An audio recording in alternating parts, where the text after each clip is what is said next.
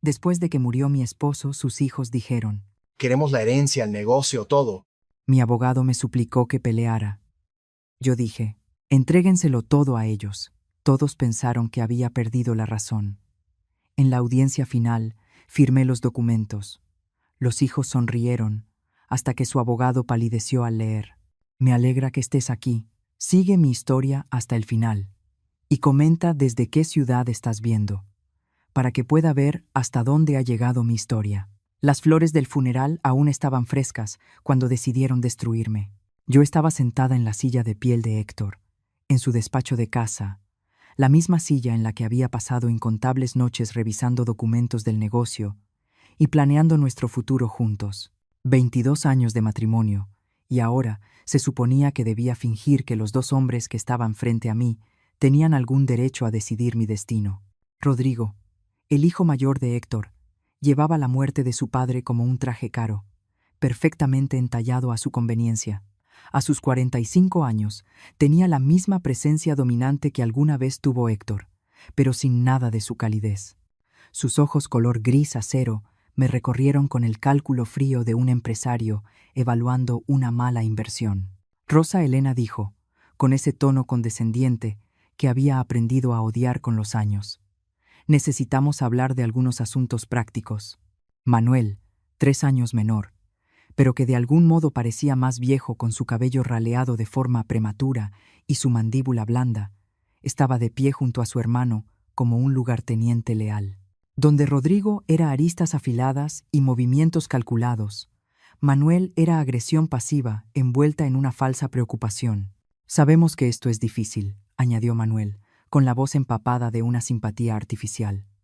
Perder a papá tan de repente ha sido duro para todos, como si ellos hubieran sido quienes sostuvieron la mano de Héctor durante esas largas noches en el hospital, como si ellos hubieran sido quienes tomaron decisiones imposibles sobre tratamientos y control del dolor. Claro que asistieron al funeral. Rodrigo voló desde su despacho jurídico en Guadalajara.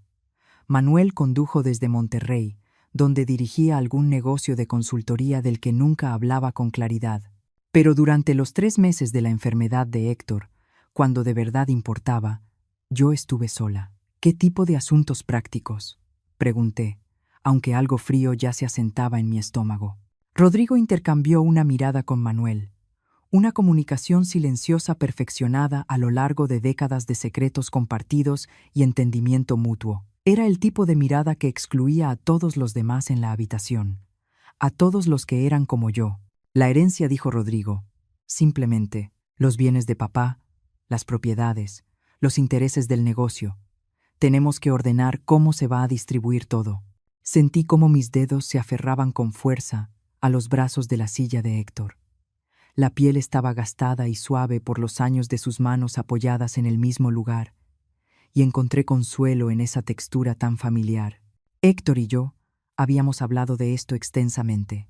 Él me aseguró que todo estaba arreglado. Bueno, sí, dijo Manuel, con un tono que sugería que yo estaba pasando por alto algo obvio.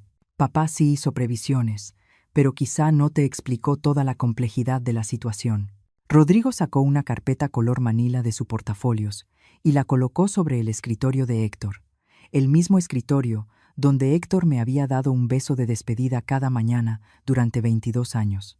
La carpeta era gruesa, oficial, intimidante, de esa manera en que siempre lo son los documentos legales. El testamento es bastante claro, continuó Rodrigo, abriendo la carpeta con una precisión casi teatral.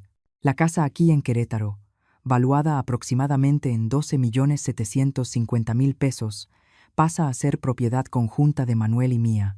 La casa de descanso en Valle de Bravo, valuada en alrededor de 11.250.000 pesos, también nos corresponde a nosotros. Los activos del negocio, cerca de 6 millones de pesos, se repartirán igualmente entre los dos.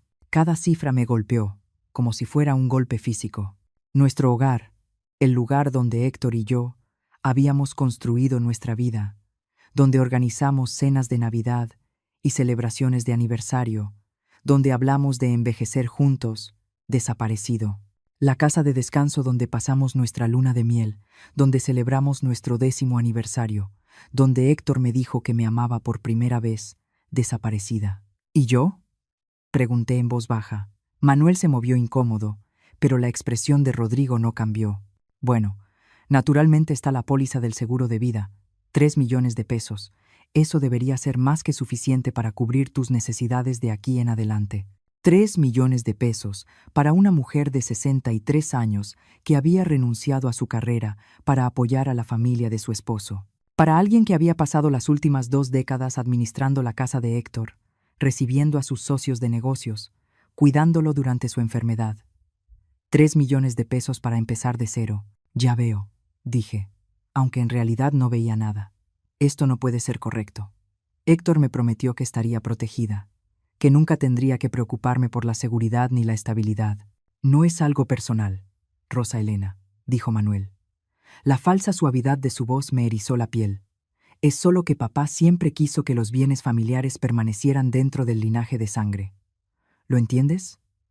Linaje de sangre.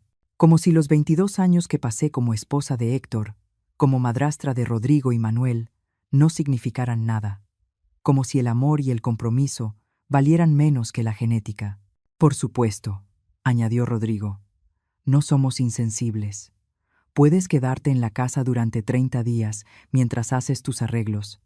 Creemos que eso es más que justo. ¿Justo? Ellos pensaban que 30 días para arrancar una vida entera era justo. Miré alrededor del despacho, absorbiendo los detalles familiares que pronto pertenecerían a otros.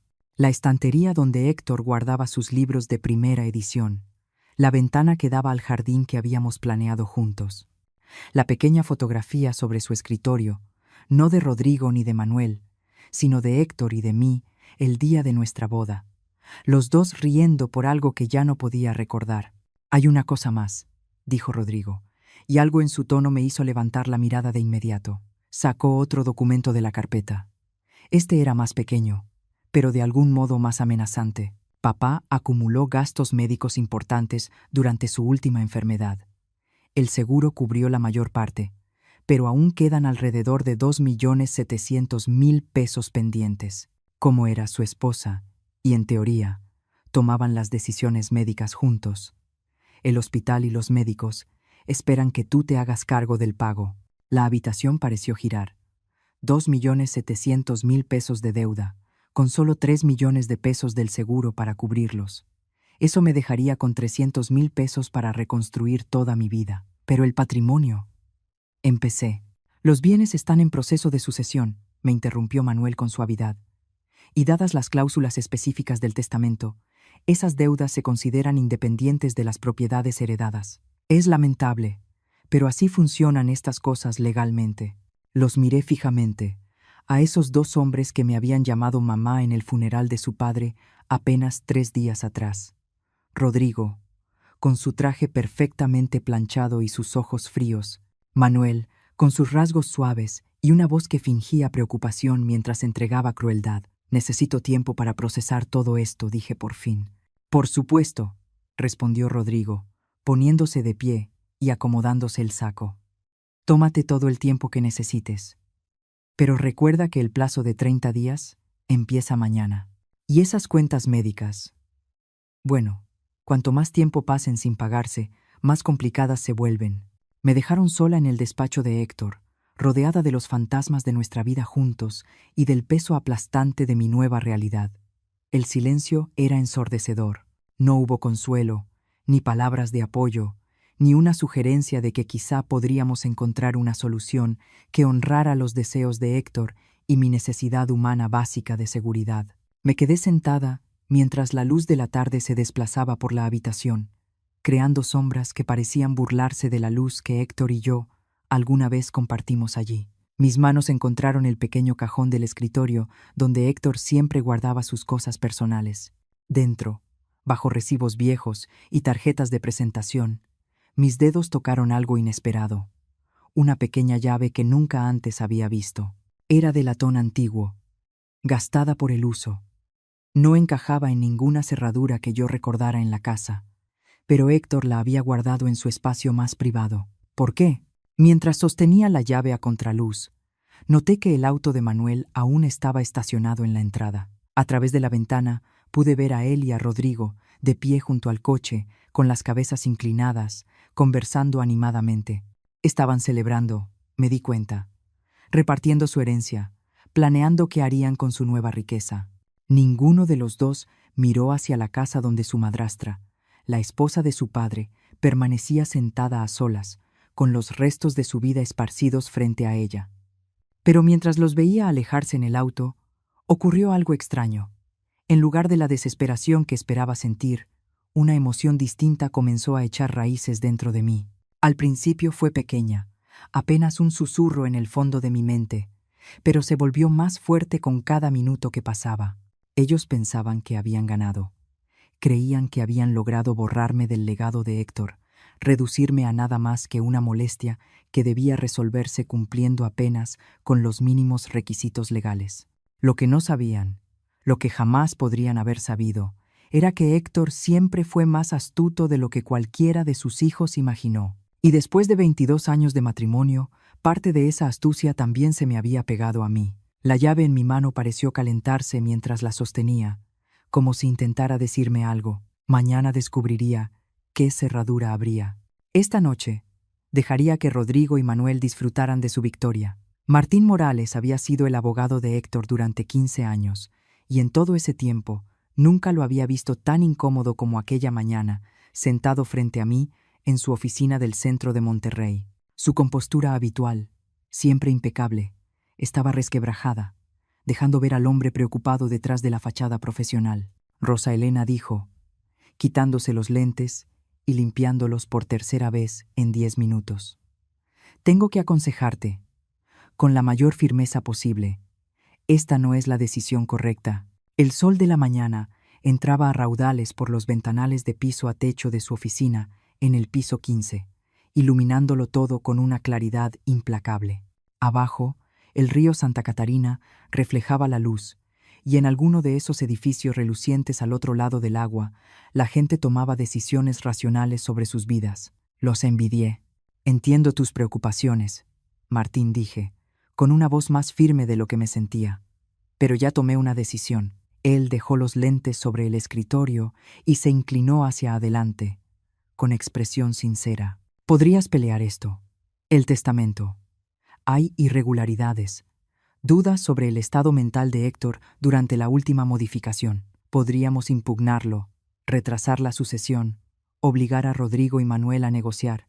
Había pasado la noche en vela, leyendo y releyendo los documentos que Rodrigo me dejó, tratando de entender cómo Héctor, mi Héctor, pudo haberme borrado de nuestra vida compartida de una manera tan absoluta. El lenguaje era frío, clínico, reduciendo 22 años de matrimonio a unos cuantos párrafos sobre provisión adecuada y arreglos apropiados. ¿Cuánto tiempo llevaría una impugnación?, pregunté.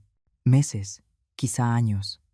Pero, Rosa Elena, tendrías una oportunidad real.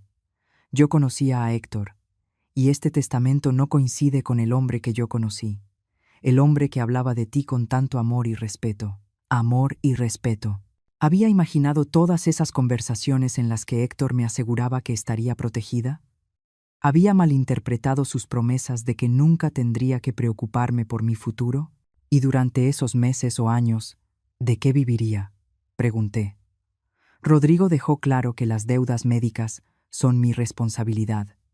2.700.000 pesos, Martín. Aunque ganara al final, estaría en bancarrota mucho antes.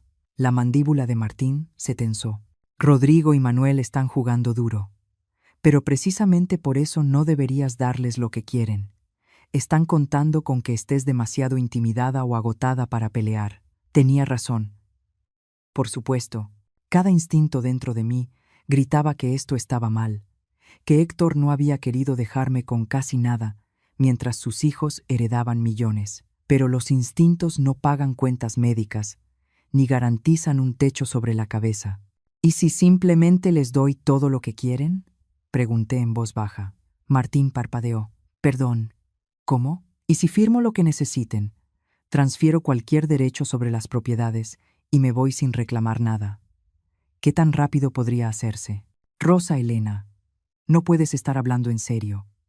Estarías renunciando a tu derecho legal de impugnar. ¿Qué tan rápido, Martín? Me miró largo rato, y su máscara profesional se deslizó, dejando ver una preocupación genuina. Si renuncias a todas las reclamaciones y firmas las liberaciones correspondientes, una semana, quizá 2. Pero ¿por qué siquiera considerarías algo así? Volví a mirar hacia el río, observando una pequeña embarcación avanzar contra la corriente. El capitán parecía saber exactamente a dónde iba, siguiendo un mapa invisible que lo guiaba con seguridad. Porque pelear me destruiría, dije por fin. Aunque ganara, al final sería otra persona, amargada, agotada, sin dinero. Tal vez sea mejor aceptar lo que ofrecen y construir algo nuevo. Martín se recargó en su silla, estudiándome con la intensidad que lo había convertido en uno de los abogados más exitosos de la ciudad. Rosa Elena, en 30 años de ejercicio profesional, jamás he tenido un cliente que renuncie voluntariamente a una herencia de varios millones de pesos. Tiene que haber algo que yo no estoy viendo. Había algo que él no veía, pero no podía explicárselo. No podía explicar la certeza que había crecido en mí desde que encontré la misteriosa llave de Héctor. Toda la noche había recorrido la casa buscándole una cerradura. Cajones, gabinetes, cuartos de almacenamiento. Nada, pero la llave se sentía importante, como si Héctor intentara decirme algo desde más allá. Tal vez solo estoy cansada, dije. Cansada de pelear, cansada de que me vean como la madrastra codiciosa que quiere robar la herencia de los hijos. Quizás sea más fácil dejar que se queden con lo que creen que merecen. Rosa Elena, la voz de Martín se volvió firme. Esto no se trata de lo que ellos creen merecer. Se trata de lo que Héctor quiso. Y te lo digo como su abogado y su amigo. Este testamento no refleja su verdadera voluntad. Antes de que pudiera responder, mi teléfono vibró. Un mensaje de un número desconocido. Señora Rosa Elena, soy Manuel. ¿Podríamos vernos hoy para hablar del calendario de transferencia de las propiedades? Queremos que todo sea lo más fluido posible para todos. Esa cortesía era casi peor que la frialdad directa de Rodrigo. Al menos Rodrigo no finge preocuparse porque esto sea fluido para mí, dije. Ya están planeando la transferencia, añadí, mostrándole el mensaje a Martín. Su rostro se oscureció. Te están presionando. Es una táctica clásica. Rosa Elena, te lo ruego. Reconsidéralo. Tómate tiempo para llorar, para procesar lo que has perdido. No tomes decisiones irreversibles mientras estés en shock. Pero yo ya no estaba en shock. El entumecimiento que me había sostenido durante la enfermedad y la muerte de Héctor comenzaba a disiparse, reemplazado por algo que se parecía peligrosamente a la claridad. No podía enfrentar a Rodrigo y Manuel con sus abogados, su sentido de derecho adquirido y su conocimiento íntimo de los negocios de Héctor, pero quizá no necesitaba pelear con ellos de frente. Si firmo los documentos, dije lentamente, ¿qué es exactamente a lo que estaría renunciando? Martín suspiró con pesadez, reconociendo la derrota. A cualquier reclamación sobre la residencia principal, la propiedad de Valle de Bravo, los activos del negocio, cualquier cuenta o inversión conjunta, conservarías únicamente el pago del seguro de vida y cualquier bien personal que fuera exclusivamente tuyo antes del matrimonio. Y a cambio, continuó, ellos aceptarían cubrir las deudas médicas con los fondos del patrimonio antes de la distribución. Te desligarías por completo de esas obligaciones. Eso era algo. Al menos me permitiría quedarme con los 3 millones de pesos completos, en lugar de apenas 300,000 pesos después de pagar las deudas. No era suficiente para una seguridad a largo plazo, pero sí para sobrevivir mientras averiguaba qué hacer después. Necesito ver el lenguaje exacto, dije. Martín abrió su computadora portátil y comenzó a escribir. Redactaré algo que proteja tus intereses tanto como sea posible dadas las circunstancias. Pero, Rosa Elena, una vez que firmes esto, no habrá marcha atrás. No tendrás ningún recurso legal si más adelante descubres información que habría cambiado tu decisión. Lo entiendo, pero incluso al decirlo, me pregunté si de verdad lo entendía. La llave dentro de mi bolso parecía pesar más, un recordatorio constante de que Héctor me había dejado algo, algún mensaje o instrucción que aún no lograba descifrar. ¿Estaba cometiendo un error terrible al rendirme tan pronto? ¿O estaba siguiendo un instinto más profundo que la lógica? Mi teléfono vibró otra vez. Esta vez era Rodrigo. Madre, Apreciamos tu cooperación en este momento tan difícil. Manuel y yo queremos que la transición sea lo menos dolorosa posible. Quizá podríamos finalizar todo antes de que termine la semana. Madre. Me llamaba madre cuando quería algo, y sonaba vacío. ¿Dónde había estado esa preocupación familiar durante los últimos meses de Héctor, cuando yo me sentaba sola en las salas de espera del hospital? ¿Quieren todo firmado antes de que termine la semana?, le dije a Martín. Por supuesto que sí, respondió. Mientras más rápido consigan tu firma, menos tiempo tendrás para cambiar de opinión o buscar una segunda opinión. Me miró con atención. Rosa Elena, hay algo en toda esta situación que no me gusta. Rodrigo y Manuel se están comportando como si temieran que descubrieras algo que pudiera complicar su herencia. Los hombres no suelen apresurar una sucesión a menos que tengan motivos para preocuparse. Ese pensamiento también había cruzado por mi mente. En todos los años que conocí a Rodrigo y Manuel, nunca habían sido particularmente eficientes ni urgentes. Rodrigo era metódico hasta el extremo, y Manuel llevaba los negocios con una calma casi exasperante. Esta prisa repentina por resolver todo no encajaba con ellos. Tal vez solo quieren seguir adelante, dije, aunque ni yo misma lo creía. O quizás saben algo que tú no sabes, replicó Martín. Cerró la computadora y volvió a inclinarse hacia mí. Rosa Elena, voy a pedírtelo una vez más. ¿Podrías tomarte al menos 48 horas para pensarlo? Duerme, habla con una amiga, con un consejero, con alguien que no esté emocionalmente involucrado. Casi me reí. ¿Una amiga? Héctor y yo habíamos sido los mejores amigos del otro durante 22 años. Habíamos dejado que otras amistades se desvanecieran mientras nos concentrábamos en construir nuestra vida juntos, en atender a sus socios, en administrar su hogar. Yo había sido la esposa de Héctor, la madrastra de Rodrigo y Manuel, pero nunca había terminado de descubrir quién era yo como mujer individual. No necesito 48 horas, dije. Ya tomé una decisión. Martín me observó largo rato y luego asintió despacio. Está bien. Redactaré los documentos. Pero quiero todo por escrito. Su compromiso de hacerse cargo de las deudas médicas, un calendario claro para que recibas el pago del seguro y una cláusula que te proteja de cualquier reclamación futura relacionada con el patrimonio de Héctor. Gracias. No me agradezcas todavía, dijo. Estoy a punto de ayudarte a cometer lo que podría ser el mayor error de tu vida. Al salir de la oficina de Martín y cruzar el vestíbulo de mármol rumbo al elevador, vi mi reflejo en las paredes pulidas. La mujer que me devolvía la mirada era alguien a quien apenas reconocía. Más vieja, sin duda, pero también más firme, más presente. Durante 22 años, había sido la esposa de Héctor, definida por mi relación con él y con sus hijos. Por primera vez desde su muerte, me veía obligada a descubrir quién era Rosa Elena cuando me despojaban de esos roles. Las puertas del elevador se abrieron y entré. Mientras descendíamos hacia el estacionamiento, volví a tocar la llave dentro de mi bolso. Héctor me había dejado algo. De eso estaba segura. Y fuera lo que fuera, Rodrigo y Manuel no sabían nada. La llave abría una caja de seguridad en el Banco Nacional, en una sucursal del centro. Una caja cuya existencia yo desconocía por completo.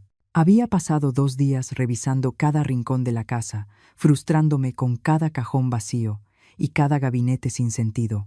No fue sino hasta que revisé la cartera de Héctor, la misma que el hospital me devolvió con sus pertenencias personales, que encontré una pequeña tarjeta de presentación escondida detrás de su credencial. Banco Nacional, con un número escrito a mano en la parte de atrás.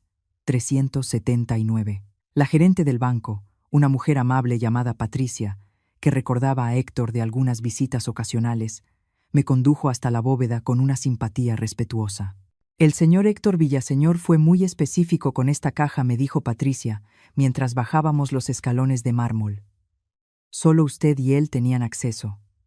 La abrió hace unos 6 meses. ¿6 meses? Justo por esas fechas fue cuando la salud de Héctor empezó a deteriorarse, cuando comenzaron esas misteriosas reuniones de negocios que nunca terminó de explicarme. La caja era más grande y más pesada de lo que esperaba. Patricia me dejó sola en la pequeña sala de consulta y con los dedos temblorosos levanté la tapa metálica. Dentro había documentos, muchos documentos, Pero no eran los papeles legales que yo esperaba, ni testamentos, ni pólizas de seguro, ni contratos comerciales. Eran cartas personales, correos electrónicos impresos, estados financieros y lo que parecían informes de vigilancia. Lo primero que llamó mi atención fue una carta escrita a mano por Héctor, fechada apenas 2 meses antes de su muerte. El sobre decía: para Rosa Elena. Abrir solo después de leer todo lo demás. La dejé a un lado y tomé el siguiente documento. Un intercambio de correos electrónicos impresos entre Rodrigo y alguien llamado Marcos Cruz. La fecha indicaba que eran de hacía 8 meses. Y mientras leía, la sangre se me heló. Marcos, papá está empeorando. Los médicos creen que quizá le queden unos 6 meses. Tenemos que avanzar más rápido con los protocolos de transferencia. ¿Puedes agilizar la documentación que comentamos? La respuesta fue igual de escalofriante. Rodrigo, ya preparé los documentos como solicitaste. En cuanto tu padre firme, los activos del negocio se reestructurarán bajo las empresas fachada que establecimos. Las propiedades personales pueden transferirse inmediatamente después del fallecimiento. ¿Y la esposa? Rosa Elena no será un problema. No entiende la parte empresarial. Y cuando se dé cuenta de lo que está pasando, ya será demasiado tarde. Papá confía plenamente en nosotros. Tuve que leerlo 2 veces para que el significado terminara de asentarse. Lo habían estado planeando durante meses. Mientras yo cuidaba a Héctor, lo llevaba a las citas médicas y administraba sus medicamentos. Sus hijos conspiraban para robarle, no solo a mí, sino a su propio padre. El siguiente documento era un estado de cuenta bancario de una empresa que jamás había escuchado.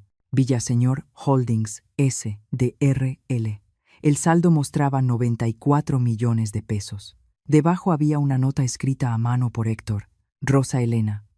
Estos son nuestros verdaderos ahorros. Los muchachos creen que todo mi dinero está en la casa y el negocio, pero moví la mayor parte de nuestros activos aquí hace meses. Estaba tratando de protegernos. 94 millones de pesos. No éramos pobres. Ni siquiera éramos clase media. Héctor había sido discretamente rico, y Rodrigo y Manuel estaban intentando robarle a su padre moribundo. Mis manos temblaban cuando tomé el siguiente elemento, una carpeta marcada como Investigación privada, confidencial. Dentro había fotografías, registros financieros y un informe resumido firmado por alguien llamado Jaime Mitre, investigador privado con licencia. Las fotografías mostraban a Rodrigo entrando y saliendo de lo que parecía ser un casino de lujo en Baja California. Las fechas indicaban múltiples visitas durante el último año, en ocasiones quedándose varios días. Los registros financieros eran aún más inquietantes. Rodrigo debía aproximadamente 4.600.000 pesos a diversos acreedores, la mayoría relacionados con deudas de juego. El expediente de Manuel no era menos incriminatorio. La investigación revelaba que su supuesto negocio de consultoría era en realidad una fachada para una serie de esquemas de inversión fallidos. Había perdido casi 6 millones de pesos del dinero de otras personas, incluidos fondos pertenecientes a varios clientes de edad avanzada que le habían confiado sus ahorros para el retiro. Ambos hijos de Héctor estaban ahogados en deudas y problemas legales. No era de extrañar que estuvieran tan desesperados por poner las manos sobre su herencia. Pero el documento más devastador era un informe médico fechado 3 meses antes de la muerte de Héctor. No provenía de su médico habitual. Era de un neurólogo cuyo nombre yo no conocía. El resumen era breve, pero concluyente. El paciente no presenta signos de deterioro cognitivo ni disminución de capacidad. Las facultades mentales permanecen íntegras y la capacidad de toma de decisiones está completamente conservada. Rodrigo y Manuel habían estado insinuando a cualquiera que quisiera escucharlos que la enfermedad de Héctor afectaba su juicio, que no estaba en condiciones de tomar decisiones acertadas sobre su patrimonio. Pero este informe demostraba lo contrario. Héctor había estado mentalmente lúcido hasta el final. El último documento de la carpeta era una copia de otro testamento, no el que Rodrigo me había mostrado, sino uno fechado apenas 6 semanas antes de la muerte de Héctor. En este, todo quedaba para mí, con fideicomisos modestos para Rodrigo y Manuel que se pagarían de forma anual y no podían retirarse de una sola vez. En el margen Había una nota escrita a mano por Héctor, original resguardado por Mitre y Asociados, no por el despacho Morrison. Mi corazón empezó a latir con fuerza mientras las piezas encajaban. Había 2 testamentos. Rodrigo y Manuel habían conseguido acceso a una versión antigua y la estaban usando para reclamar la herencia, mientras que el testamento real y definitivo estaba a salvo en otro despacho jurídico. Pero ¿por qué Mitre y Asociados no me habían contactado tras la muerte de Héctor? ¿Por qué estaba descubriendo todo esto apenas ahora? Tomé la carta de Héctor con manos temblorosas y abrí cuidadosamente el sobre. Mi querida Rosa Elena, comenzaba, si estás leyendo esto, entonces ya no estoy contigo, y los muchachos han mostrado su verdadero rostro. Lamento no haberte contado todo esto mientras estaba vivo, pero necesitaba estar completamente seguro de lo que estaban planeando. La carta continuaba explicando cómo Héctor empezó a sospechar cuando Rodrigo y Manuel se volvieron de pronto tan atentos durante su enfermedad, no por amor, sino porque se estaban colocando estratégicamente para controlar su patrimonio. Había contratado al investigador privado, movido el dinero y creado un plan elaborado para protegerme. Los muchachos creen que heredarán la casa y el negocio, pero lo que no saben es que he hipotecado ambas propiedades de manera considerable durante el último año. La casa tiene un gravamen de 24 millones de pesos y el negocio debe alrededor de 16 millones de pesos a distintos acreedores. No están heredando activos, están heredando deudas. Me quedé mirando la carta, apenas creyendo lo que estaba leyendo. Héctor, en esencia, les había entregado a Rodrigo y Manuel una píldora venenosa disfrazada de herencia. La póliza del seguro de vida que mencionaron es real, continuaba la carta, pero no es de 3 millones de pesos, es de 7.500.000 pesos, y el dinero extra está pensado para ayudarte a empezar de nuevo. Martin Morrison nunca debió encargarse de mi sucesión. Despedí a su despacho hace 2 meses, pero no se lo dije. Los muchachos debieron convencerlo de representar a la familia después de mi muerte. El último párrafo me llenó los ojos de lágrimas. Sé que esto puede parecer cruel, pero no podía quedarme de brazos cruzados mientras te robaban, de la misma forma en que han estado robándole a otros. Ellos tomaron sus decisiones, Rosa Elena. Ahora tienen que vivir con las consecuencias. Mereces algo mejor de lo que planeaban darte. Toma el dinero, empieza de nuevo, y no mires atrás. Con todo mi amor, Héctor. Junto a la carta había una tarjeta de presentación de Mitre y Asociados y una nota indicándome que debía contactarlos inmediatamente después de leer el contenido de la caja de seguridad. Me quedé sentada en esa pequeña sala sin ventanas durante casi 1 hora, intentando procesar todo lo que había aprendido. Héctor no me había abandonado. Me había estado protegiendo, y Rodrigo y Manuel, los hombres que me llamaron mamá en el funeral, que hablaron con tanta elocuencia sobre familia y legado, no eran más que ladrones comunes. Pero había algo más, algo que me revolvía el estómago. Si Rodrigo y Manuel estaban tan desesperados por dinero como para robarle a su padre moribundo, ¿qué harían cuando descubrieran que su herencia era, en realidad, una montaña de deudas? ¿Vendrían tras de mí? ¿Intentarían obligarme a ayudarlos a salir del hoyo financiero que Héctor había cavado para ellos? Guardé con cuidado todos los documentos de nuevo en la caja de seguridad, excepto la tarjeta y la carta de Héctor. Esos los guardé a salvo en mi bolso. Mañana llamaría a Mitre y Asociados para saber exactamente qué había dispuesto Héctor, pero esa noche tenía que sentarme a cenar con Rodrigo y Manuel, sabiendo ahora lo que realmente eran.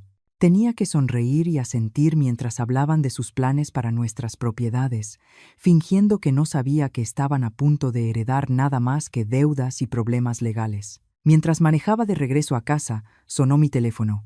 Era Manuel. Rosa Elena dijo, con una voz cálida cargada de falso afecto: a Bianca y a mí nos encantaría que vinieras a cenar esta noche. Pensamos que sería bonito pasar un poco de tiempo en familia antes de cerrar todos los asuntos legales. Tiempo en familia. ¡Qué considerados! Suena encantador, respondí, sorprendida por lo firme que sonó mi voz. ¿A qué hora? A las 7 en punto.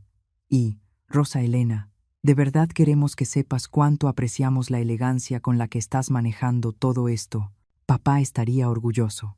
Papá estaría orgulloso. Si Manuel supiera lo que su padre realmente pensaba de sus hijos adictos al juego y ahogados en deudas. Colgué y seguí conduciendo hacia lo que probablemente sería mi última cena como miembro de la familia Villaseñor, y entonces me di cuenta de que algo había cambiado dentro de mí.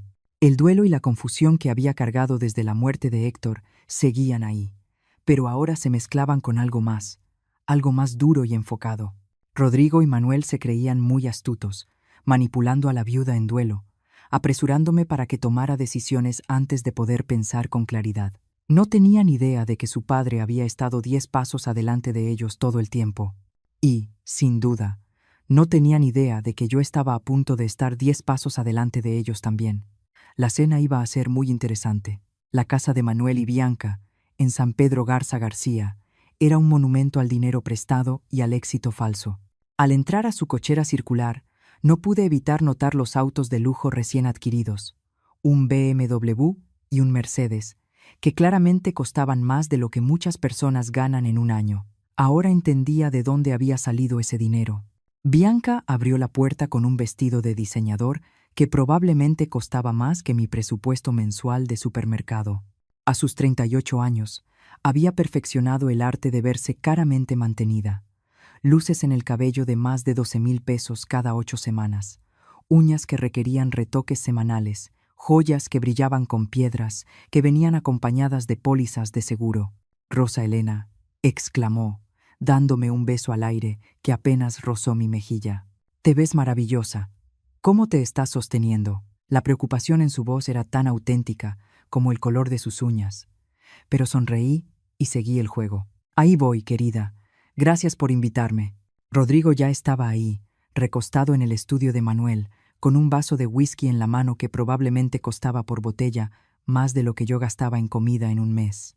La habitación, llena de madera oscura y cuero, estaba diseñada para proyectar éxito y estabilidad. Ahora que conocía la verdad, lo único que proyectaba era una ambición desesperada.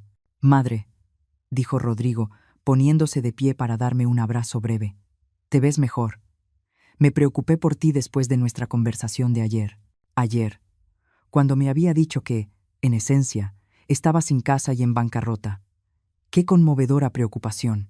Manuel salió de la cocina con una copa de vino en la mano, llena de lo que parecía ser un Chardonnay muy caro. «Rosa Elena, qué gusto que hayas podido venir. Bianca ha estado cocinando toda la tarde. Aclaró la garganta famoso salmón con costra de hierbas.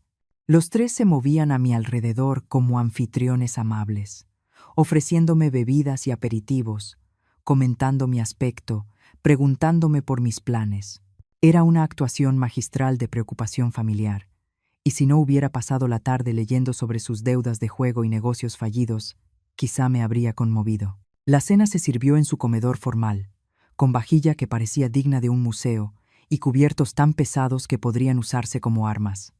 Bianca, en efecto, se había superado. El salmón estaba perfectamente preparado, el vino bien elegido, y la presentación era impecable. «Entonces», dijo Rodrigo cuando ya estábamos en el plato fuerte, «Martin Morrison me llamó esta tarde. Mencionó que estás lista para avanzar con la transferencia del patrimonio». Tomé un bocado delicado de salmón para ganar tiempo. «Sí. He decidido que pelear por los deseos de Héctor no es como quiero pasar los años que me quedan. La armonía familiar es más importante que el dinero». El alivio que cruzó el rostro de Manuel fue casi cómico. «Eso es maravilloso, Rosa Elena. De verdad maravilloso. Papá estaría muy contento de saber que estamos trabajando juntos». «Hemos preparado algunos documentos», añadió Bianca, tomando una carpeta color manila que estaba sobre el aparador. «Solo para dejar todo en orden. Nuestro abogado los redactó para complementar lo que Martín está manejando». «¿Su abogado?» Por supuesto, habían contratado su propia representación legal. Me pregunté si ese misterioso abogado sabía algo de las deudas de juego de Rodrigo o de los esquemas de inversión fraudulentos de Manuel. «Qué considerados», dije, sin tocar la carpeta. «Pero quisiera mencionar que he estado pensando en las cuentas médicas». La temperatura en la habitación pareció bajar varios grados. Rodrigo dejó su copa con un poco más de fuerza de la necesaria. «¿Qué tipo de pensamiento?», preguntó Manuel, con voz cuidadosamente neutral. Bueno, 2.700.000 pesos es una cantidad considerable. Me preguntaba si quizá deberíamos pedir a un contador que revise los activos líquidos del patrimonio antes de que yo me comprometa a asumir esa deuda de manera personal. Rodrigo y Manuel intercambiaron una mirada, el mismo tipo de comunicación silenciosa que había visto en el despacho de Héctor, pero esta vez pude leer el subtexto. Tenían miedo de que descubriera algo. Rosa Elena, dijo Rodrigo con cuidado. Pensé que habíamos explicado que los activos del patrimonio están en proceso de sucesión. Las cuentas médicas son independientes de la herencia. Por supuesto, respondí con amabilidad, pero Héctor siempre fue muy meticuloso con sus registros. Estoy segura de que debe existir documentación clara de qué deudas pertenecen al patrimonio y cuáles se consideran responsabilidad personal. Bianca soltó una risa un poco demasiado brillante. Oh, Manuel se encarga de todas esas cosas financieras tan aburridas, ¿verdad, amor? Manuel asintió con rapidez. Claro, todo está debidamente clasificado. Los gastos médicos recaen en ti porque eras la esposa de Héctor y, en teoría, participaste en las decisiones de tratamiento. Tiene sentido, dije. Aunque me resulta interesante que Héctor nunca mencionara estar preocupado por los costos médicos. Siempre parecía tan seguro de que teníamos un seguro adecuado. El silencio se prolongó apenas un instante de más. Rodrigo se aclaró la garganta. El seguro no cubre todo. Desafortunadamente, el tratamiento de papá fue bastante extenso en esos últimos meses. Sabía que estaba entrando en terreno peligroso, pero no pude evitar presionar un poco más. Supongo que debería comunicarme directamente con el hospital, dije. Obtener un desglose detallado de lo que se debe y de lo que realmente cubrió el seguro. El tenedor de Manuel chocó contra su plato. Eso no es necesario, Rosa Elena. Yo ya me encargué de todo muy a fondo. Estoy segura de que sí, respondí. Pero como viuda de Héctor, siento la responsabilidad de entender exactamente qué ocurrió desde el punto de vista financiero durante su última enfermedad.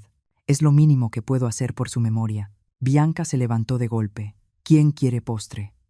Preparé esa tarta de chocolate de la revista Food and Wine. Prácticamente huyó a la cocina, y no se me escapó la mirada significativa que Rodrigo le lanzó a Manuel. Estaban alterados, y apenas había empezado a indagar.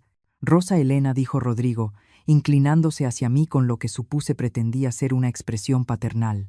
Espero que no estés dudando de nuestro acuerdo por algo que alguien más te haya dicho. A veces, personas que no están familiarizadas con el derecho sucesorio pueden dar consejos engañosos. Oh, no lo tranquilicé. No estoy dudando de nada. Solo intento ser minuciosa. Héctor siempre decía que el diablo estaba en los detalles. Manuel soltó una risa nerviosa. A papá sí que le gustaba el papeleo. Así es, respondí. De hecho, he estado revisando su oficina y sigo encontrando documentos que no entiendo. Estados de cuenta bancarios de cuentas que nunca había oído mencionar. Papeles de empresas en las que no sabía que estaba involucrado. El color se le fue del rostro a Manuel. ¿Qué tipo de documentos? Oh, nada importante. Estoy segura, dije. Solo estados financieros confusos, aunque sí encontré una llave de una caja de seguridad que nunca había visto antes. Rodrigo se quedó completamente inmóvil. ¿Una caja de seguridad? Sí. ¿No es curioso? Yo creía conocer todos los arreglos financieros de Héctor, pero al parecer tenía algunas cuentas y cajas de las que no estaba enterada. Supongo que debería revisar eso antes de cerrar todo. La mirada que se cruzaron los hermanos esta vez fue puro pánico, rápidamente contenido, pero inconfundible. Madre, dijo Rodrigo, con la voz tensa por el esfuerzo de sonar casual. No deberías preocuparte por todo ese papeleo. Los documentos legales pueden ser muy confusos para alguien sin formación empresarial. ¿Por qué no dejas que Manuel y yo revisemos lo que encontraste? Qué amables, los dos respondí. Pero creo que Héctor querría que yo misma entendiera nuestra situación financiera.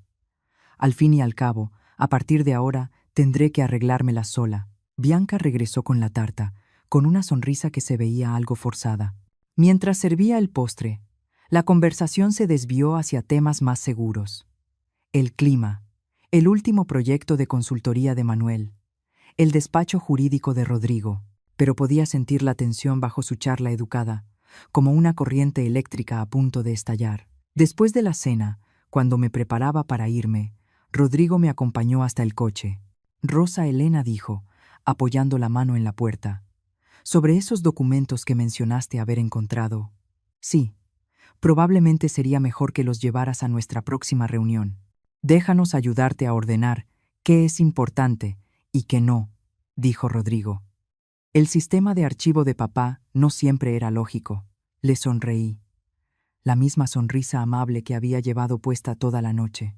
Por supuesto, Rodrigo, la familia debe ayudarse entre sí. Pero mientras me alejaba en el coche, lo vi por el espejo retrovisor, de pie en la entrada con el teléfono ya pegado a la oreja. Estaba haciendo una llamada que no podía esperar a que regresara a la casa. Cuando llegué a la mía, mi propio teléfono ya estaba sonando. Era un número que no reconocía. «Señora Rosa Elena Villaseñor, habla Jaime Mitre, de Mitre y Asociados. Creo que usted puede tener algunos documentos que pertenecen a mi despacho». «Señor Mitre», dije, sentándome en la silla de Héctor en su estudio. ¿Cómo supo que los había encontrado? Su esposo fue muy específico en sus instrucciones. Si usted encontraba la caja de seguridad, yo debía contactarla dentro de las 24 horas. «Señora, necesitamos vernos lo antes posible. Hay cosas sobre el patrimonio de su esposo que necesita saber antes de firmar cualquier cosa con Rodrigo y Manuel». «¿Qué tipo de cosas?» «Cosas que lo cambiarán todo, señora Villaseñor.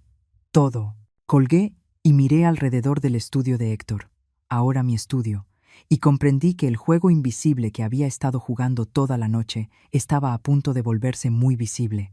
Rodrigo y Manuel creían que estaban manipulando a una viuda en duelo, pero no tenían idea de que su padre había estado jugando un juego mucho más largo y mucho más sofisticado. La oficina de Jaime Mitre no se parecía en nada a la elegante suite de Martin Morrison en el centro.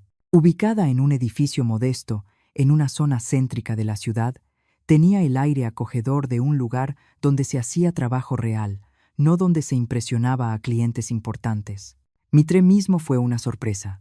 Un hombre tranquilo, de unos 60 y tantos años, con ojos amables y manos que demostraban que había trabajado por todo lo que había ganado. «Señora Villaseñor», dijo, levantándose detrás de un escritorio que era el caos organizado en persona. «Gracias por venir tan rápido. Por favor, siéntese. Tenemos mucho que hablar». Me acomodé en la silla de cuero gastado frente a su escritorio, con el bolso apretado contra mi regazo, la carta de Héctor dentro. «Señor Mitre, debo admitir que estoy confundida con todo esto. Ni siquiera sabía que Héctor había contratado a otro abogado. Me contrató hace unos 8 meses», dijo, sacando un expediente grueso. «Al principio, solo para realizar una investigación discreta sobre algunas irregularidades financieras que había notado, pero conforme fuimos descubriendo más información, mi papel se amplió considerablemente». Abrió el expediente y vi que contenía copias de muchos de los mismos documentos que yo había encontrado en la caja de seguridad, junto con otros que no había visto. Su esposo era un hombre muy meticuloso, señora Villaseñor. Cuando se dio cuenta de lo que sus hijos estaban planeando, desarrolló una estrategia integral para protegerla y asegurarse de que enfrentaran las consecuencias de sus actos. ¿La investigación demostró que le estaban robando? Mitre asintió con gravedad. Rodrigo había estado falsificando la firma de su padre en documentos de préstamo, usando el negocio familiar como garantía para sus deudas de juego. Manuel era peor. Transfería sistemáticamente fondos de cuentas de clientes a sus propias empresas fachada. Ambos enfrentaban posibles cargos penales si sus actividades salían a la luz. Sentí un escalofrío recorrerme. Cargos penales, fraude, abuso patrimonial, delitos financieros. Su esposo pudo haberlos mandado arrestar a los dos. En cambio, eligió una forma de justicia más creativa. Mitre sacó otro conjunto de documentos y los extendió sobre el escritorio. «Estos son los registros inmobiliarios de la casa y de la propiedad del lago. Desde hace 6 meses, ambas propiedades están apalancadas al máximo. Su esposo contrató hipotecas por un total de 24 millones de pesos sobre la casa y 16 millones de pesos sobre la villa». «¿Pero por qué haría eso?», pregunté. «Ambas propiedades eran nuestras, libres de deudas, porque sabía que Rodrigo y Manuel las heredarían, y quería asegurarse de que también heredaran las deudas asociadas. El dinero de esas hipotecas está a salvo en la cuenta de Villaseñor Holdings, a la que solo usted puede acceder. Mi cabeza daba vueltas, intentando procesar lo que me decía. Entonces, cuando hereden las propiedades, heredarán bienes valuados en aproximadamente 32 millones de pesos, pero con hipotecas que suman 40 millones de pesos. Deberán 8 millones de pesos más de lo que valen las casas. Eso no es posible, dije. Me mostraron el testamento. Le mostraron un testamento desactualizado, me interrumpió Mitre con suavidad. Uno que fue sustituido por una versión final que su esposo firmó 6 semanas antes de su muerte. El testamento verdadero le deja todo a usted, con la condición de que, si así lo decide, puede donar las propiedades a Rodrigo y Manuel. La decisión es completamente suya. Me entregó una copia del testamento real. Mientras leía el lenguaje legal, una cláusula destacó con claridad. Dejo la decisión de que, si es que algo, heredarán mis hijos Rodrigo y Manuel enteramente a mi amada esposa, Rosa Elena, confiando en su sabiduría y juicio para determinar lo que verdaderamente merecen. Héctor dejó la decisión en mis manos, susurré. Así es. Y señora Villaseñor, hay más. La póliza del seguro de vida no es de 3 millones de pesos, es de 7.500.000 pesos. Y existe una póliza adicional por 4.500.000 pesos que Rodrigo y Manuel desconocen. 12 millones de pesos, sumados al dinero que Héctor había movido a las cuentas protegidas. No solo estaba segura, era una mujer con una gran fortuna. Pero lo más importante, continuó, Mitre, es que su esposo documentó absolutamente todo. Cada firma falsificada, cada transferencia fraudulenta, cada mentira que Rodrigo y Manuel dijeron durante su enfermedad. Si decide iniciar cargos penales, dijo Mitre, tenemos más que suficientes pruebas para garantizar condenas. La habitación pareció inclinarse ligeramente cuando comprendí el alcance total del plan de Héctor. No solo me había protegido, me había dado el poder de decidir el destino de Rodrigo y Manuel. ¿Qué pasa si no inicio cargos, pero tampoco les entrego las propiedades?, pregunté. No reciben nada. Heredan el amor de su padre y sus recuerdos de infancia.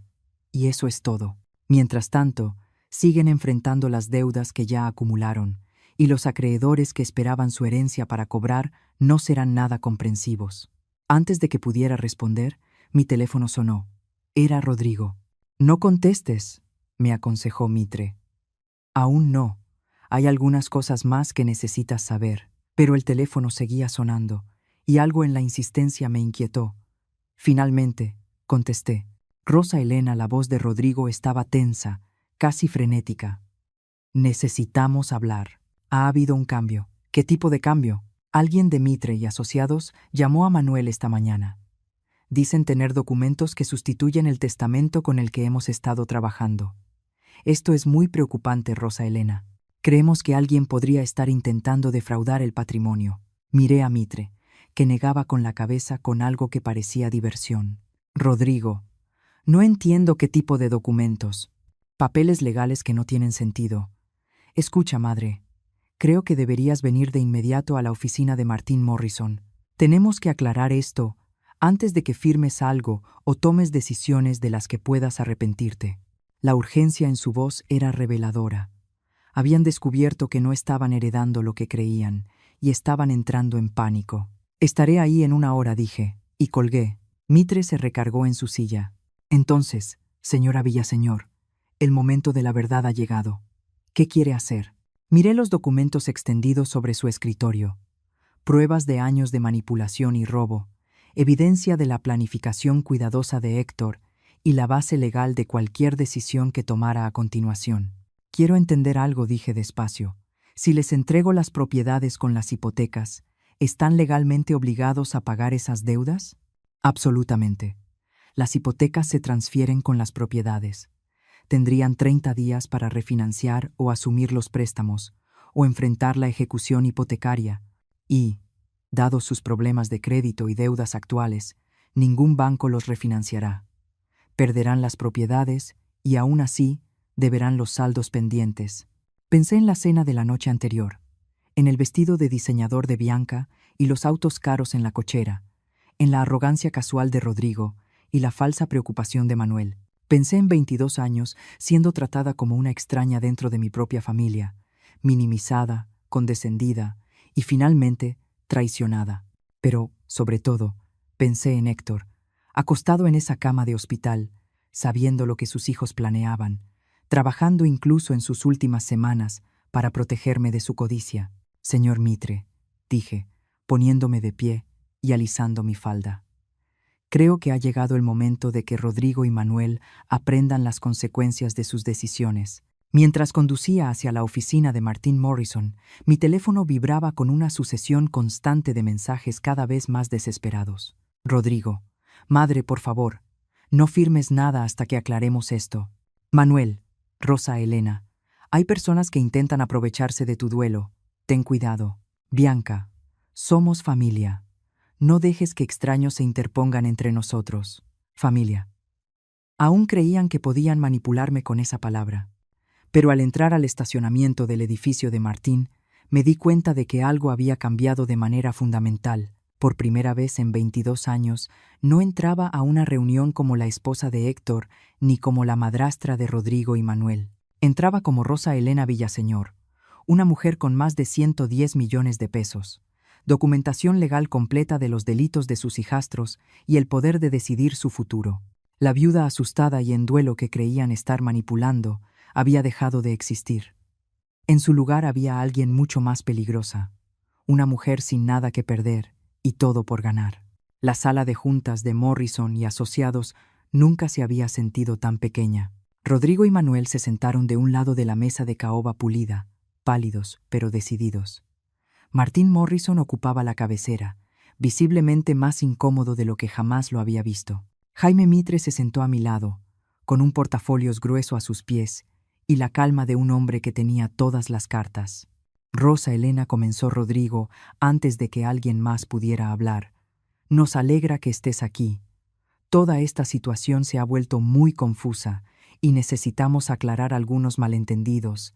¿Qué tipo de malentendidos?, pregunté, acomodándome en la silla y cruzando las manos con calma sobre mi regazo. Manuel intervino de inmediato, con la voz tensa por una preocupación fingida. Alguien ha estado difundiendo información falsa sobre el patrimonio de papá, supuestas versiones distintas del testamento, cuentas ocultas, cosas que simplemente no tienen sentido. Nos preocupa que personas sin escrúpulos estén intentando aprovecharse de tu duelo. Martin Morrison se aclaró la garganta. Rosa Elena, debo admitir que yo también estoy confundido. El señor Mitre afirma tener documentos que sustituyen el testamento con el que he estado trabajando. Pero Héctor nunca me mencionó un cambio de abogados, ni la creación de nuevos documentos patrimoniales. Eso es porque Héctor ya no confiaba en usted, dije en voz baja. La sala quedó en un silencio absoluto. El rostro de Martin Morrison se puso rojo, mientras Rodrigo y Manuel intercambiaban una mirada de pánico puro. Disculpa, dijo Martín. Abrí mi bolso y saqué la carta de Héctor, la que había encontrado en la caja de seguridad. Héctor descubrió que alguien en su despacho estaba filtrando información sobre su planeación patrimonial a Rodrigo y Manuel. No podía estar seguro de si era usted personalmente o alguien de su oficina, así que decidió llevar su negocio a otro lugar. Eso es imposible, dijo Rodrigo de inmediato. Papá confiaba plenamente en Martín. ¿De verdad? Miré fijamente a Rodrigo, disfrutando cómo su fachada segura empezaba a resquebrajarse. Entonces, ¿por qué contrató en secreto a un investigador privado hace 8 meses para revisar sus actividades financieras? ¿Y por qué movió 94 millones de pesos a cuentas a las que solo yo tengo acceso? Manuel emitió un sonido ahogado. 94 millones. Eso no es posible. Papá no tenía tantos activos líquidos. En realidad, sí los tenía, dijo Jaime Mitre, abriendo su portafolios y sacando una carpeta gruesa. Su padre era considerablemente más rico de lo que cualquiera de ustedes imaginaba. Durante años fue construyendo un portafolio, específicamente para garantizar la seguridad de Rosa Elena después de su muerte. Extendió documentos sobre la mesa, estados de cuenta bancarios, registros de inversión, escrituras. La casa que creen que van a heredar tiene una hipoteca de 24 millones de pesos. La villa, 16 millones de pesos en gravámenes. Su padre tomó estos préstamos específicamente para que cualquier herencia viniera acompañada de deuda. El rostro de Rodrigo pasó de pálido a ceniciento. «Estás mintiendo». «Me temo que no», continuó Mitre con calma. «Su padre documentó todo con sumo cuidado, incluyendo tus deudas de juego, Rodrigo. 4.600.000 pesos con distintos acreedores. Y los esquemas de inversión fraudulentos de Manuel, que han costado a sus clientes casi 6 millones de pesos. «Esto es acoso», dijo Manuel, con la voz quebrada. «No pueden probar nada de esto». Mitre sonrió y sacó otra carpeta. «En realidad, sí puedo. Registros bancarios que muestran firmas falsificadas en documentos de préstamos. Transferencias electrónicas que prueban desvío de fondos. Grabaciones telefónicas en las que ambos hablaban de manipular el patrimonio de su padre mientras él se estaba muriendo en el hospital». La temperatura de la sala pareció bajar 10 grados. Martin Morrison miraba los documentos con la expresión horrorizada de un hombre que acababa de darse cuenta de que había sido completamente utilizado. «Rosa Elena», dijo Rodrigo, ahora abiertamente desesperado. «Seguro no crees estas fabricaciones. Somos familia. Te queremos». «¿Familia?», repetí. «La forma en que me quisieron cuando me dijeron que heredaría 300.000 pesos después de 22 años de matrimonio. La forma en que me quisieron cuando me dieron 30 días para encontrar otro lugar donde vivir». Bianca, que había permanecido en silencio hasta entonces, habló de pronto. «Todo esto es solo un malentendido. Podemos arreglarlo. Podemos hacer ajustes». En realidad, la interrumpí. «No hay nada que arreglar. El testamento real, el legalmente vinculante, me deja todo a mí. ¿Y la decisión de qué? Si es que algo, heredarán. Rodrigo y Manuel es completamente mía». Metí la mano en mi bolso y saqué otro documento. «Esta es una escritura de donación que preparé esta mañana. Les estoy dando exactamente lo que intentaron darme a mí». Rodrigo tomó el documento y lo leyó rápidamente. Su rostro pasó de la confusión a la comprensión y finalmente al horror. «Nos estás dando la casa y la villa», dijo Manuel despacio, «pero con las hipotecas». «Exactamente.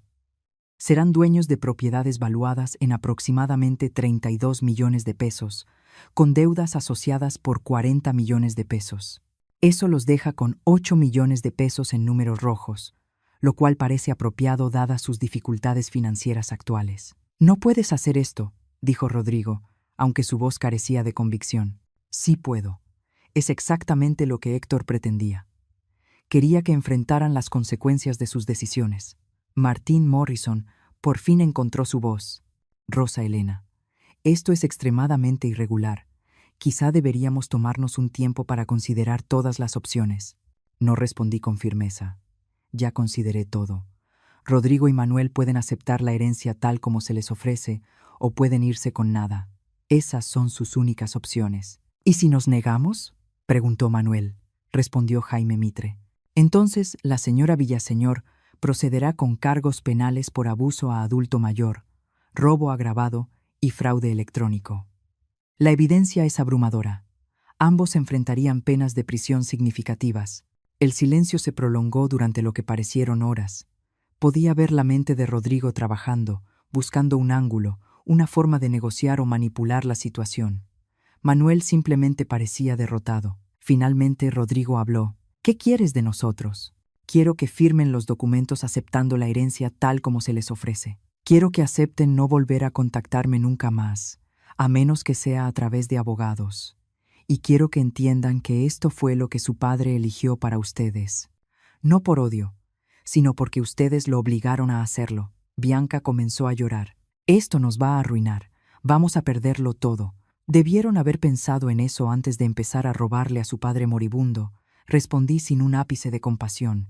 Manuel alzó la vista hacia mí con algo que quizá era respeto. «De verdad lo planeó todo, cada detalle. Su padre era mucho más inteligente de lo que cualquiera de ustedes le dio crédito jamás». Al final, firmaron. No tenían alternativa. La otra opción era la cárcel, y ni siquiera en su desesperación estaban dispuestos a arriesgarse a eso. Mientras salían de la sala de juntas, Rodrigo se detuvo en la puerta. «Esto no ha terminado, Rosa Elena». «Sí, lo está», respondí con calma. «Está completamente terminado». 3 meses después, vendí los bienes raíces que Rodrigo y Manuel no podían darse el lujo de conservar y me mudé a una encantadora casa en la costa del Pacífico mexicano, en Baja California Sur. La casa costó 24 millones de pesos en efectivo y aún así me dejó con más dinero del que podría gastar en varias vidas. Por medio de mi abogado supe que Rodrigo se había declarado en quiebra y estaba asistiendo a terapia obligatoria por adicción al juego ordenada por un juez. Manuel había regresado a vivir con su madre y trabajaba como gerente nocturno en un hotel cerca del aeropuerto. Bianca había solicitado el divorcio y se había mudado a Ciudad de México con su hermana. A veces, sobre todo por las tardes cuando la neblina llegaba desde el mar, pensaba en Héctor y me preguntaba si aprobaría cómo habían terminado las cosas. Entonces, recordaba su carta, su planificación cuidadosa, su determinación de protegerme incluso después de su muerte. Creo que habría estado profundamente satisfecho. La casa tenía un jardín hermoso que los dueños anteriores habían descuidado. Pasaba mis días devolviéndole la vida, plantando rosas como las que Héctor y yo cultivamos juntos, creando huertos de hierbas y parterres de flores que florecían en sucesión cuidadosamente planeada a lo largo del año. Era un trabajo tranquilo, satisfactorio de una forma que 22 años de gestionar las expectativas de otros nunca habían sido. Por primera vez en mi vida adulta, no rendía cuentas a nadie más que a mí misma. Me uní al club local de jardinería, tomé clases de acuarela en la Casa de Cultura y comencé a hacer voluntariado en un refugio de animales. Placeres sencillos, pero se sentían revolucionarios después de décadas viviendo al servicio de las necesidades y deseos de otros. Una tarde, mientras podaba las rosas del jardín delantero, una mujer joven se detuvo junto a la reja. Tendría unos 30 años, con ojos amables y una sonrisa tímida. «Disculpe», dijo. «Soy Sara Mitre, la hija de Jaime Mitre. Mi papá me dijo que quizá le interesarían algunas oportunidades de voluntariado». Dejé las tijeras de podar y me acerqué a la reja. «¿Qué tipo de oportunidades?» «Trabajo con mujeres que intentan salir de relaciones abusivas, abuso financiero, manipulación emocional, ese tipo de cosas. Mi papá dijo que usted podría entender por lo que están pasando». Pensé en la mujer asustada y confundida que había sido solo unos meses antes, convencida de que era impotente y dependiente de la buena voluntad de personas a las que no les importaba. «Tal vez sí», respondí. Sara sonrió. «¿Le gustaría escuchar lo que hacemos?» Mientras hablábamos, comprendí que el último regalo de Héctor no había sido solo seguridad financiera. Me había dado algo mucho más valioso, la certeza de que era más fuerte de lo que jamás imaginé, más inteligente de lo que cualquiera me reconoció, y capaz de protegerme a mí misma y a otros que necesitaban protección. 2 meses después, fundé la Fundación Héctor Villaseñor para la Justicia Financiera, dedicada a brindar apoyo legal y educación financiera a víctimas de abuso económico dentro de la familia. No era el legado que Rodrigo y Manuel esperaban dejar, pero era exactamente el legado que Héctor habría querido. Ahora, tengo curiosidad por ti, que escuchas mi historia. ¿Qué harías si estuvieras en mi lugar? ¿Has pasado por algo parecido? Déjalo en los comentarios. Y mientras tanto, en la pantalla final te dejo otras 2 historias favoritas del canal que, sin duda, te van a sorprender. Gracias por quedarte hasta el final.